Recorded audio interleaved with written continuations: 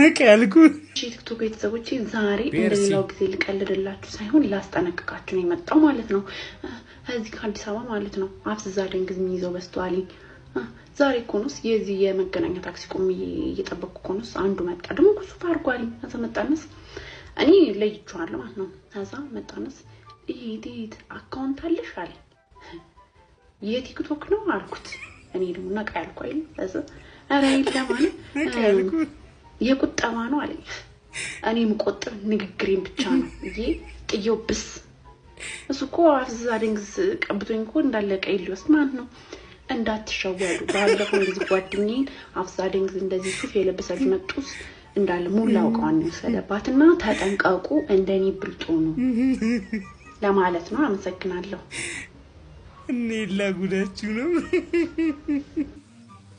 ሚሰማችሁ የለም ከዚህ በኋላ